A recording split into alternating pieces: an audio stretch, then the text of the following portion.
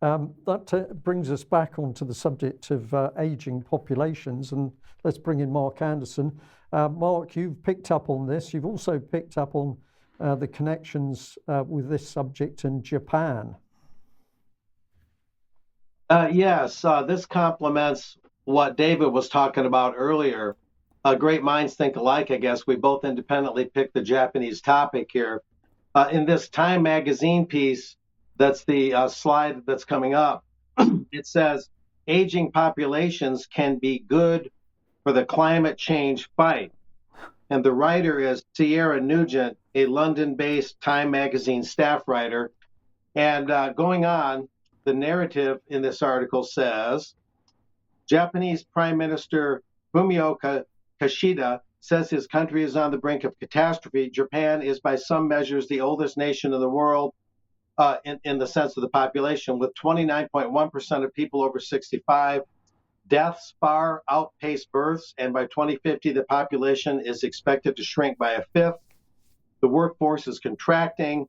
The Social Security burden is growing. Our nation is on the cusp of whether it can maintain its societal functions, Kishida said on January 23rd, as he announced last-ditch policy measures to increase the birth rate. It's now or never. We heard about that a little bit earlier today. Never, and this is the writer of Time writing now, never must be best from a climate perspective, responding to Kishida saying it's now or never. Population issues can be hard to talk about in the environmental movement.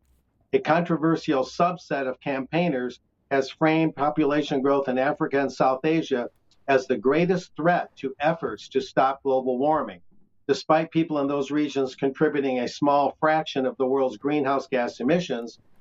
I want to be clear that population control is not the solution to climate change, the Time writer claims. But then she goes on to say, but it doesn't make sense for developed countries to ignore the positive role that their shrinking populations could play in the climate fight. Get that? A sudden switch of gears here. The average person in Japan emits 54 times more carbon dioxide a year than the average person in South Sudan, which is the country that grew the most population-wise in 2021. And I emphasize the next part. Even though emissions in developing regions will likely grow with living standards in the crucial next few decades, it is wealthy aging countries like Japan, the US, the UK, and Germany that are the biggest problem. And going on with another emphasized part, and it becomes clearer what they're getting at, very Malthusian here, fewer people in those countries would mean less consumption, lower emissions, and less damage to the natural world. How dare mankind even inhabit the earth, right? Individuals have begun to contemplate the fact, with 1 in 4 children, adults in the US, citing climate change as a reason not to reproduce in a 2020 survey. Experts say, however, it's governments that urgently need to factor the environment into their demographic decisions and factor aging into their climate plans. So this is reminiscent of what I reported last week from The Lancet, where humanity, and we'll get onto that in a second, where humanity is seen as an intruder in the world, as something that's really apart and separate from the natural world. And if there was only fewer of us, then these climate change problems would be solved. So on the one hand, you see Japan's leaders saying, we need to increase the birth rate, we need to get the social contract in order, we need to balance the scales. But then the Malthusian mass media cartel comes along and says, oh, no. You just need fewer people because that's better for the planet, for the natural world. And just to recall what I had last week from The Lancet, we'll put that up briefly. I had covered One Health action for health security and equity and various aspects of that. And a little bit more narrative from that that's a little clearer than what I put out last week. Recall from last week that according to The Lancet, and listen to this very closely because this is not exactly what I put out there last week. And it's a little bit more compelling as to what The Lancet, in terms of the worldview of the Lancet with regards to humanity. Modern attitudes toward human health take a purely anthropocentric view that the human being is the center of attention and concern. One health places us in an interconnected and interdependent relationship with non-human animals and the environment. And then the next quote is most important of all. The consequences of this thinking entail a subtle but quite revolutionary shift of perspective. All life is equal and of equal concern. So plant life, animal life, all life is of equal concern. Let that sink in a little bit. And so they go on to conclude this understanding is fundamental to addressing pressing health issues at the human animal environmental interface. So really humanity is being seen as a sacrificial lamb, ultimately at least, for climate change, despite whatever demographic and economic problems Japan and other countries may be experiencing from having such a low birth rate. Brian or anyone else, do you want to quickly comment before I move on? Well, my immediate comment is that at least these people are becoming visible now. They don't love mankind. They don't love one another. It's almost as though we've got a different species forming the policy, whether it's coming out of the UN, UNESCO, or the World Economic Forum. But it's very clear to me that the attack is actually on mankind itself. That's what they're aiming at. They want us removed from the planet. Yeah, it's very ironic. We have all these wars, the war in Ukraine and whatnot, but whatever that might ultimately result in, whatever exactly is happening there, the real war is demographic and informational against the people of the nation states. And like you say, it's almost like there's an alien regime running things when you look at their philosophy. Now, moving on, we have a NPR, National Public Radio. This is a branch of what you might call the U.S. version of the BBC.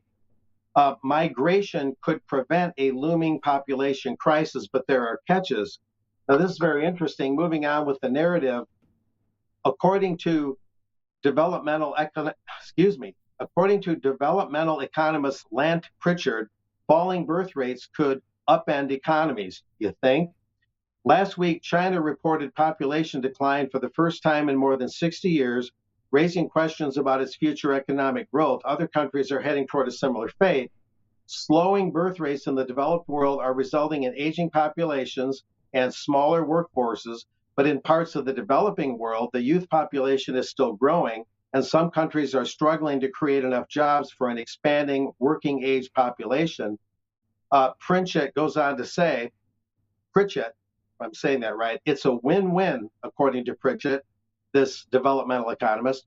Immigration solves labor shortages in the developed world, like the U.S. supposedly having labor shortages, and emigration, people leaving their home countries, solves the job shortages in their developing world home countries. And going on to say, and this is Tara Watson of the Brookings Institution, I am a proponent of moving toward a permanent visa space, says Tara Watson, director of the Brookings Institution Center on Children and Families. And according to the Gallup poll, almost 1 billion people around the world would migrate permanently if they could. It's the permanent immigrants who generate the long-run population growth for us, Watson said. Moving back to Pritchett, the current landscape of migration is comparable to the U.S. prohibition of alcohol.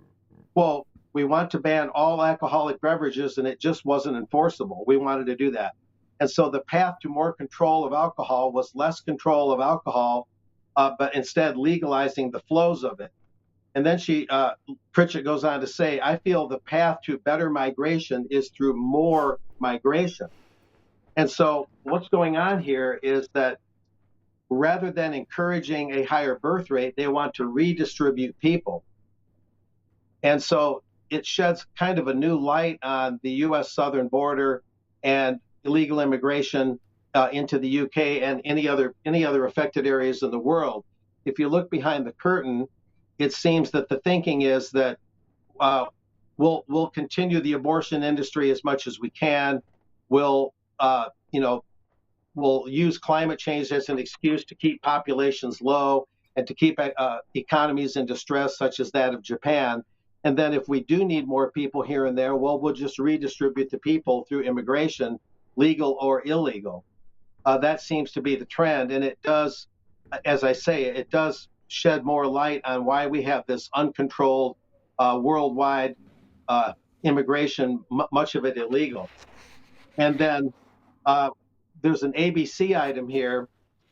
Moving on, more than 150,000 births could occur in the U.S. every year following the reversal of Roe v. Wade. And this was reported only a couple of days after Roe v. Wade was overturned. So, lo and behold, ABC stumbled upon the fact that you could increase the birth rate by limiting abortion. And keeping in mind that the U.S. alone has aborted 50 million babies in the last 50 years under Roe v. Wade, goes a long way to explain why the social contract is way out of balance and is disintegrating. And indeed, moving on here, kind of summarizing, a complete recriminalization of abortion nationwide, this is according to a 1999 report, a complete recriminalization of abortion nationwide could result in 440,000 additional births per year. And that's according to Roe v. Wade and American Fertility, 1999, from the National Library of Medicine, which is part of the U.S. National Institutes of Health. And then winding this up, ABC News, June 27, 2022, Roe v. Wade was overturned 3 days before that. ABC News cited estimates a little bit lower of 150,000 to 159,000 additional live births each year if Roe v. Wade was overturned, which it was. Birth rates in the country have been declining since the Great Recession of 2008 and 09, and were only worsened by the COVID pandemic. I had heard opposite. I thought I heard there was a slight uptick in the birth rate after the pandemic lockdown. And then this last part, researchers found that limiting access to abortion in several states will boost birth rates, beginning in the second half of this year.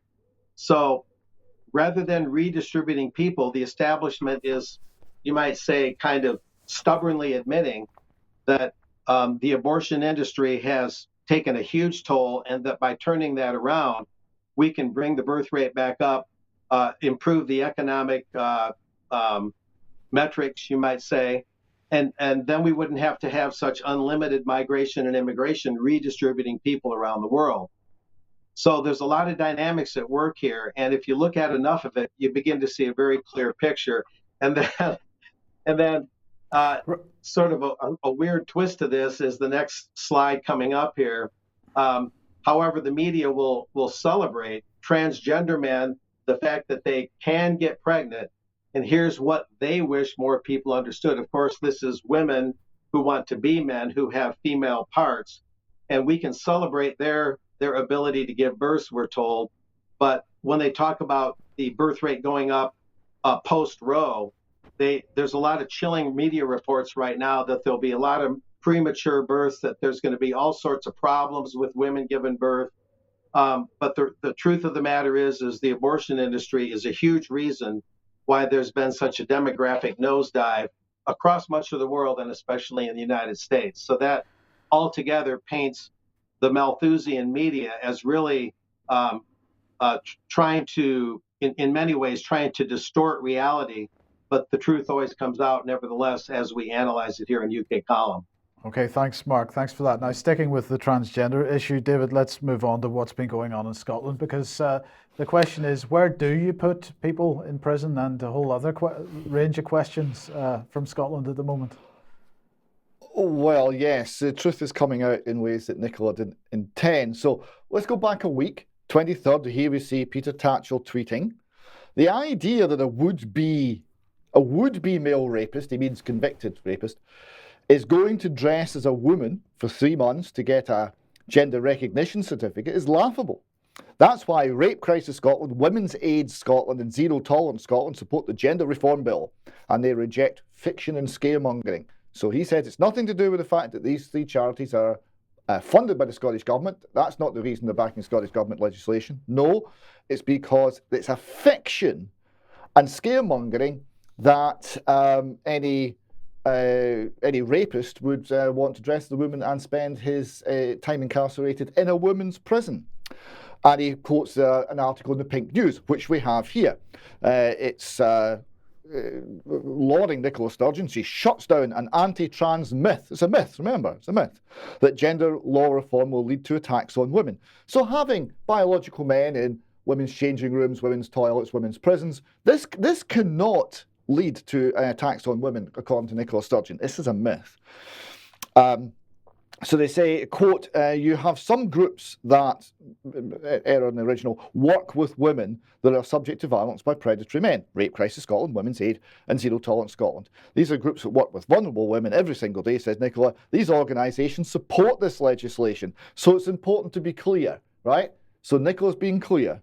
Actually, most of the key women's organisations in Scotland do support this legislation. So when she says clear, she means she's clear that I've bought the charities, they now support me. Let's be clear on that. So she's quoting the charities as justification for her policy not being a threat against women. Because if it was a threat against women, these charities would sound the alarm, right? Despite the fact that all of the money comes from me, they would sound the alarm against my policy, according to Nicola. That's how naive she thinks we all are. So how is that going? Well, we've got the case of Adam Graham, or as he's now known, Isla Bryson. This is a shambles, omni-shambles, I think is the correct phrase, says a former prison chief. Sending a transgender rapist to a women's prison was an unnecessary shambles, said the former governor of the prison. Rona Hotchkiss, who ran Corndon Vale until 2017, said she would have refused to have Isla Bryson at the prison. She said she would have resigned rather than have that. Bryson, who was remanded to the jail in Stirling after being convicted of raping 2 women before she, the BBC are quite right on with the pronouns, other publications are really struggling, before she changed gender. Surely he changed gender. Because, never mind. Bryson began transitioning from a man to a woman while he was awaiting trial. She was moved to HMP Edinburgh's men's prison on Thursday into the child sex offenders wing, actually. So, it's not going all that well. So we go to Wing Scotland, who comment on nationalism with a lot of inside sources inside the pro-independence movement. And they are commenting, do you think Nicola, looks tired? Because Nicola Sturgeon's incredible arrogant hubris over the Gender Recognition Reform Bill has finally achieved what feminists have been trying to do for years, push the toxic issue of gender right in front of the media and into the faces of the public, and having just created a massive train wreck over the Adam Graham Isla Bryson affair, it's nothing short of jaw-dropping that the SNP response is to walk right into a burning skip fire. Let's have a look at the burning skip fire. The burning skip fire concerns Andrew Burns, now known as Tiffany Scott. No relation. The Scottish Government's U-turn has decided not to move Tiffany to the same women's prison. The Scottish Government has been forced to U-turn on trans prisoners and has blocked the transfer of inmate Tiffany Scott to a female prison. I hear you laughing in the background, Mike. It gets weirder and funnier. Scott, or Burns, because I don't believe you can change your clan, who is originally from Kinglassy in Fife, was convicted of stalking a 13-year-old girl from prison while living as a man known as Andrew Burns. I'd have to say to the courier, he wasn't living as a man. He is a man, but still. And he went on to assault prison staff. He was due to be transferred from Lower Moss Prison to Glasgow, where he's been held in segregation, to a female-only prison. Justice Secretary Keith Brown has now announced that no transgender person with a history of violence will be moved from a male to a female prison. This is just a sticking plaster over the wound. And Scottish Government confirmed this will include Scott. Now, just to illustrate, I mean, they were about to move him. This guy, this is how unsafe he is. He's unmanageable and a risk to public safety. He's serving an indefinite sentence. He's subject to an order for lifelong restriction. He will only be released when there's no longer considered an unmanageable risk to public safety. He's had previous multiple attempts to transfer to a women's prison. So, Mr. Brown, Keith Brown, Justice Secretary, said, quote, I understand the issue that the issue of trans women being convicted of violent sexual offences is a highly emotive subject. and that the public concern is understandable. So thank you, Mr. Brown, for saying that our concern is understandable. I hope the measures I am highlighting will offer reassurance in the ongoing ability of the prison service, note the removal of all responsibility from him to the prison service, nice move there, to manage trans individuals, code, it's nothing to do with Mr. Brown, and ensure the safety of all prisoners. He added predatory men are the risk to women. He said the government cannot allow any suggestion that trans women are inherently a threat to women to take root. So it's about managing the dialogue. It's about managing the narrative. He continues, quote, beyond the steps set out today, it is vital that the decisions about the location and management of prisons continue to be based on a thorough risk assessment. More about that concept in extra time. Drawing on the expertise and input of relevant professionals, applying lessons learned from the reviews referred to. So if there's women prisoners raped, then lessons will be learned. I'm sure that will be a big comfort to them. There is some pushback. We've got Ash Regan, Scottish National Party MSP. Tiffany Scott, formerly Andrew Burns, one of the most dangerous prisoners in Scotland, has gained approval to be moved to a women's prison estate. Scott has attacked female prison officers and stalked a child from prison. No men should be placed in a women's prison. That seems a reasonable position. So how does Nicola Sturgeon answer the criticism? Well, she goes on some sort of TV channel and she says, all our critics are misogynist, transphobic and racist. Now, I would have to point out, Nicola Sturgeon, that hasn't worked since 2016, right? Everyone said to the British people, you can't vote for Brexit because it means you're racist. And the British people, 17 million of those beautiful people said, no, we're not falling for that. So she's a bit behind the times. She said, I think it will be interesting to see how many of the so-called defenders of women's rights in the context of trans debate suddenly don't think that all women's rights are actually important. And there'll be some people who I think have decided to use women's rights as a sort of cloak of acceptability to cover up what is transphobia. So they're phobic. They have an irrational fear. Now, again, that's not everyone who opposes the bill. I want to be clear about that. But there are people who have opposed this bill that cloak themselves in women's rights to make it acceptable. But just as they're transphobic, you also find they're deeply misogynistic, often homophobic, and possibly some of them racist as well. So everyone that doesn't agree with Nicola is a racist. That's her defence. I'm sorry, that's not going to work. Meanwhile, in Glasgow, as Di McMillan reports here, even the people who are graffitiing the bridge piers know more than Nicola does. This graffiti reads, putting men in women's prisons isn't kind, it's evil. And that rather covers it. So we finish off with, go back to Wings. A report that they put in, which comes from inside the SNP machine in Butte House. He refers to that as Stasi HQ. Well, so do we actually. So reports from Stasi HQ say that Sturgeon isn't a complete mess over this. She's been extremely short-tempered with staff. In cabinet meetings, she's determined to push this through, even though Shona Robertson, who's now totally drained, is reluctant to take the Section 35 order to court. No wonder. There's going to be a reshuffle in May. Robertson is likely to stand down and replaced with Todd Ruth. Humza is being moved out of health with a swap with Angus Robertson. It's finished Humza's ambitions, and Air Miles Angus will have to do some work for a change to keep his own intact. Sturgeon is obsessed with Ash Regan, whose tweet we just saw, and the SPADs, special advisors and comms teams, will be doubling down, briefing against her in the next few weeks. She's now been viewed as a serious challenger, with huge support from grassroots members. Now that most have shifted from Kate Forbes due to her recent inaction on the Gender Recognition Reform Act. Forbes is meant to be on maternity leave, but she's been seen in manoeuvres lately, with a few reports of her still being involved in decisions and briefings. She could have issued a statement or resigned, but she made a pact with Sturgeon she would not intervene as long as the GRR had gone through. However, she has delayed her return due to the continuing running so that the GRR represents, and it's unlikely she will return until the worst is over. There's a complete bunker mentality at Butte House, and those who have hitched their own careers to Sturgeon are in a panic. CVs are being updated, allegiances are shifting, and the mood is said to be dire beyond belief. And dire beyond belief is the political epithet that most suits Nicola Sturgeon and everything she's done. Okay, thanks for that, David. Fantastic. And let's move on then just very quickly to Kitty Joe. Well, an update on the drag queen story hour, I believe.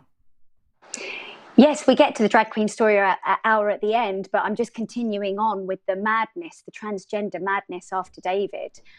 So just this month, I saw a video of a young lady called Rebecca Phillips, who's just 17, and she is speaking to the Santee City Council about her terrifying experience at the YMCA. Rebecca works at Santee, and she uses the YMCA to swim and uses the gym after work. And in the video, when she's talking about her experience, she gets incredibly upset when she mentions about how her 5-year-old sister uses the YMCA for classes and for swimming. Rebecca was showering in the women's changing rooms, and as she came out of the shower, she saw a man naked in the women's changing room standing there. So terrified, she went back into the shower, waited till he'd gone, and then after composing herself, went to speak to the managers. And she pointed out that hundreds of children use the YMCA, especially in the summer months when they have childcare camps. And she asked what their policy was on transgender men using women's facilities. And they said that the man was allowed to shower wherever he pleased. As long as you are not a red flag on Megan's Law, the Californian sex offender registry, a grown man can shower alongside a teenage girl with no problem, apparently. So Rebecca said she was made to feel like she was the one that had done something wrong and that she was being an inconvenience to them. Her father, however, did call the sheriff, and he said to him, do not let her shower there or use the facilities ever again. Now, the person we are talking about is Chrissy Wood. This is the man who was in the changing rooms. And when he spoke at the meeting, he was allowed 1 minute more, and he was flanked with supporters waving transgender flags. He claimed he was a mum and a grandmum and was a no threat to anyone. But if you dive deeper into this man's social media, it says different, if you ask me. He has multiple photos of little girls wearing adult clothing, and there's weird captions where he compares himself to the children. Another post was about a quiz Wood had taken, which was, how perverted are you? And he scored 637% on that one. So perfectly safe to be in women's changing rooms, if you ask me. He made a statement in the Times of San Diego and denounced Rebecca as a little witch who has spread lies from the very beginning.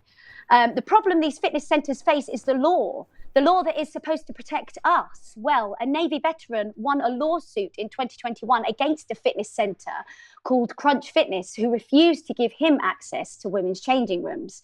And as David mentioned over here, we have in Scotland, they have finally changed their policy, thank God, on sending transgender inmates to all-female prisons.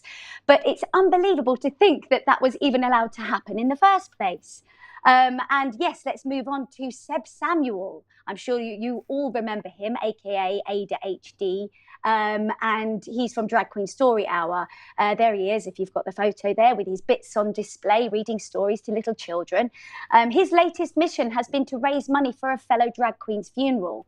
Darren Moore was found dead on the 22nd of January in Cardiff, and Samuel's response on Facebook was, taken unjustly, I'd like to help give my friend the send-off he deserves, with a link to his GoFundMe page to pay for his funeral. This all sounds perfectly normal and fine until you find out that Darren Moore was actually a convicted child sex offender. He was convicted of 4 counts of rape on a boy under the age of 14 and spent 3 years in a young offenders institution. He was banned from having any contact with children, but in 2011, he was caught breaching this lifetime order whilst working as a gymnast and dance tutor. In 2018, he performed at Pride without prejudice, and audience members walked out after he made light-hearted comments about Jimmy Savile. So he wasn't an innocent transgender man. He was a rapist and Seb Samuel's friend. So, but it doesn't matter. It doesn't matter who your friends are or who you support or what you post, apparently, because even the Tate is welcoming the Drag Queen Story Hour next month. The Tate proudly proclaims on its website that it aims to become a truly inclusive organisation with a workforce and audience as diverse as the community it serves. So we must keep speaking out and up and supporting those in the spotlight that are putting their careers and their lives on the line by speaking out about it. There are a great number of us in this country that don't agree with this crazy transgender ideology and believe that children should be protected from the grooming that is going on under the guise of equality. Okay, thank you very much for that. Now, David, we've just got a couple of final slides to finish. Final slides in order of Nicola Sturgeon's policies in Scotland, and they're only paused. They're not exactly over. You don't get anything ever over in Scotland. It keeps going. So firstly, from Matt Cartoon, Little Red Riding Hood is looking at the wolf who's dressed in grandmother's clothes and says, "So you ate grandma and now you want to be sent to a women's prison?" Thought that was quite good. And even better, we have the fox in the hen house and all the hens are alarmed, but he's saying, "Relax, ladies. I've been risk assessed." Yeah. Okay, thank you. Okay, well, just to end here, I've got a very poignant little film clip, which I will speak because the gentleman is speaking Ukrainian, but he's making a statement of apology to the people of Donbass. So let's just have a look at this, and I'll do my best. He starts off by saying, "Hello, I want to record this statement to the residents of Donbass.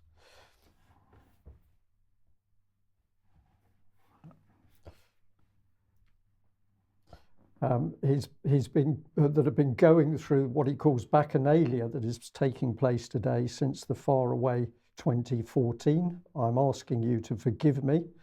I'm not some celebrity, TV anchor, singer, dancer, showman. I'm an ordinary person from Zaporozhye. I'm asking you to forgive me for not understanding you and for being able to understand you only now. Forgive me. And to all those who still haven't understood these people and who don't understand these people, the ranks like those in Zaporozhye and Kherson regions, to all those living in the central region, I'm not judging you. Sorry, I missed that one, because to feel this rotten blood, the whirlpool of this rotten blood, I wouldn't wish it to the enemy. Simply keep quiet. Thank you for your attention." I'm sorry, I missed a little bit there, but it was a very poignant apology of one man, one section of Ukrainian society apologizing to another section of society.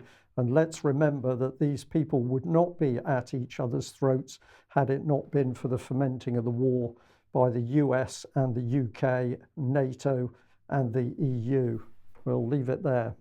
Right, we'll be back in a couple of minutes on the members live stream if you want to watch some extra. Yeah, join us then. And thank you to everybody who's joined us for the news today. We'll be back shortly. Bye-bye.